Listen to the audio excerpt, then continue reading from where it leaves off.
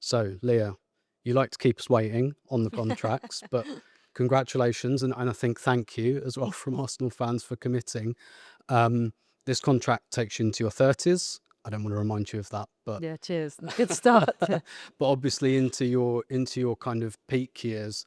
I think a lot of fans just automatically think you'll renew because of your emotional connection with the club. That's never how I've understood it. I've always understood it as a footballing decision. So why have you decided to commit again to Arsenal? Uh, for me, I have goals. I would love to. We won the Champions League, and as always, I always wait for the feeling afterwards. Like, do you want to go again? Is that okay? I've done it, and then you drop off a little bit. Like, there's both possibilities. I'm hungry for more, which is one of the main reasons that I stay. I have goals to be competitive for my place in a World Cup squad, and I think being here allows me to do that. It's one of the best football clubs in the world, in arguably the most competitive league. Um, but also there was a bit of emotional attachment this time, probably more so than previous years, where I've been very black and white about it, because I've said this to the people around me. I care about people. I was thinking about things, and I drive into the training ground, and I think I've always been fearful. I've said this to you before about staying in one place for too long and not being able to push yourself enough to reach your potential. And I think I got some real validation from last season and the levels that I think I hit as a footballer, but also then in key moments like the finals that I played in. So I think having that validation, then just really thinking about the place that I'm at and how beautiful of a thing it is to care about everybody. And I mean security, stewards, people that I've known for years and years that have cared for me, and now, continuing to give back to that ecosystem in a way. Yeah. And in terms of, you talk there about having won the Champions League. We have to get that into every piece of content we do. Um, and you've won every trophy at Arsenal now. I've been doing interviews in the Matchday program this season with players from the past, and speaking to like Kirsty Peeling, who's won like 31 trophies with us, Yeah. and they're just like ridiculous. But what are your kind of ambitions for this Arsenal contract? I think trophies is in there for sure. This season I did some damage to my body in the summer, and I've paid the price for it now. Um, and I think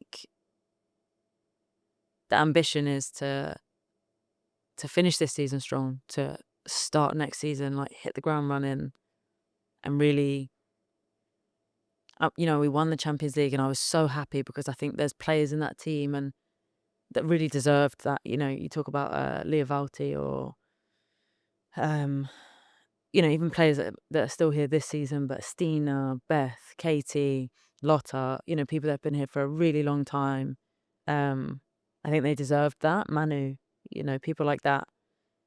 But then at the same time, I still think we have some work to do to really. I think it would be a shame if this crop of players and this era didn't bring home more than what we have.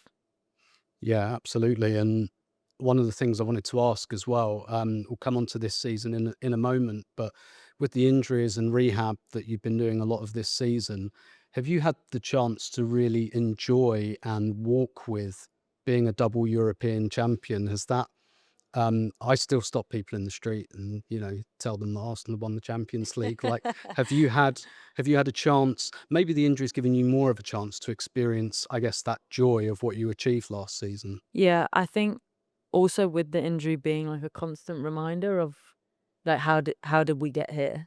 How has this happened?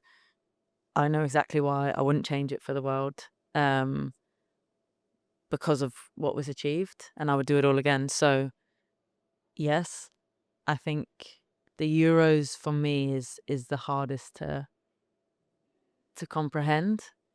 The Champions League, the way we did it, the way we came back, it was such a beautiful weekend. and bleeding into Monday, that I felt like I got every ounce of it. We spoke after we came off the stage in front of the stadium, and I was like, that was good. Like it's in me. I know what's happened. I feel really connected to it. But yeah, I think this not playing much football, that's my last memory, you know? Mm. So yeah, you go to play first game of the season in December and somebody says the last time you put on your boots was a Euro final, and I'm like, oh yeah, there's been constant reminders. Yeah, that Monday, that was my birthday as well. It Pretty special. wasn't a bad Pretty birthday. special. But in terms of this season for you, it must have been frustrating. You said, you paid the price with your body, and Yeah. I think most people understand that something like a Euros final, and Lucy Bronze did the same thing, Yeah. right? I think Yeah. every competitive athlete will put their body on the line for a Yeah. game like that. But it must have been frustrating to have had subsequent injuries after that. Yeah. And I guess, you went to England camp recently, and I guess, I wanted you to talk a little bit about perhaps the frustration of those subsequent injuries, missing stuff like the World Club Cup, the FIFA Champions Cup, but then the value of actually going away with England almost to finish that rehab. Yeah. The Yeah, I think like I said, even if I'd have been in the same position in the Champions League final, I think I'd have made the same call. It's when you care about something, you're an athlete. The answer is always yes, I can. Until it's not.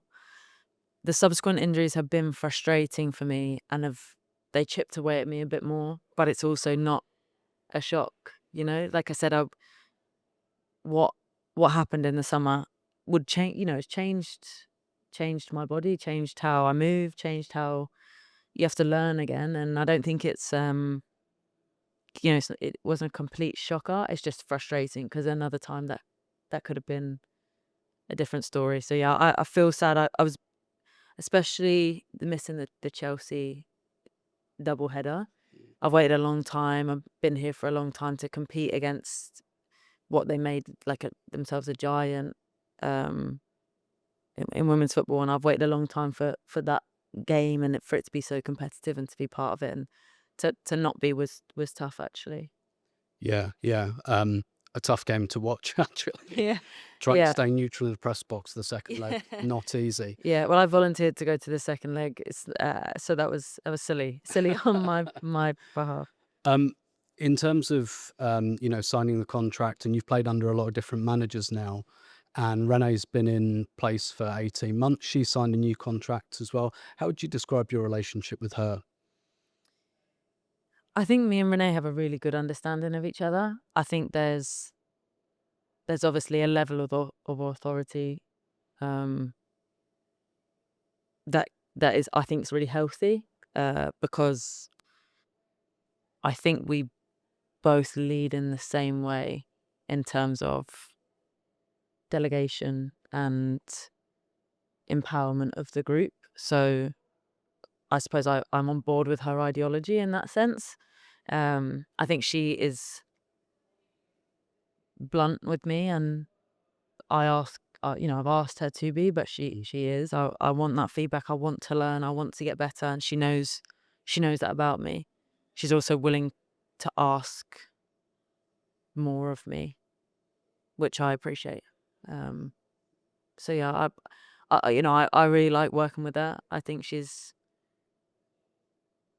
added to my game in ways that I probably didn't know I needed. And just a kind of final one, I spoke to Lotta and asked her a question about Katie Reid, Hmm. and her kind of development. And actually, what Lotta said was that you and her in particular take pride in kind of helping that development piece with Katie Reid. I don't know what it is with the Arsenal Academy and right-sided centre backs. Yeah, Maybe there's a left-sided one who can come yeah, in, but in terms of her development, the first game of this season, she starts over, two players who are in England and Spain squads. Just how you've seen her development. And I think I remember you saying a couple of years ago, I asked you about her, and you said she's very shy, but you told her she had to lose that because people were going to want to talk to her yeah, soon. yeah. She's come out of her shell, which I'm very happy for her. I think she'll enjoy this experience a lot more too. That's exactly what I said to you. Unfortunately, you're too good to to fade into the background. So you need to get comfortable with being known. But also, I think I like what Lotta says. I think both of us, we had somebody that would have given that to us, and that just a little bit of love and attention, and belief. And I think we both have that in Katie. I think Katie will be a sensational footballer, and starting at the start of the season, she deserved it. She was at a level ready to compete, and she's got all these years of Arsenal already behind her. So, I think our unit here is another reason why you decide to stay when you sign a new contract, because the unit pushes me. The unit is safe, and at that level of competition, for it to feel good and to feel good to be a part of, and you're constantly being pushed. It's a good thing. And you mentioned going away with England, say with my rehab. I'm speaking to Katie. Do you want to come say hello to Serena? No, no, no, no. I'll just see her whenever. I'm like, she's called you up. I know she didn't make it, but that is what you need to start expecting if you hit your levels. So I don't want her to ever shy away from that. Leah, thank you. And I think on behalf of all Arsenal fans, thank you for signing up for a few more Thanks. years. You make me feel loved. So thank you. Thanks.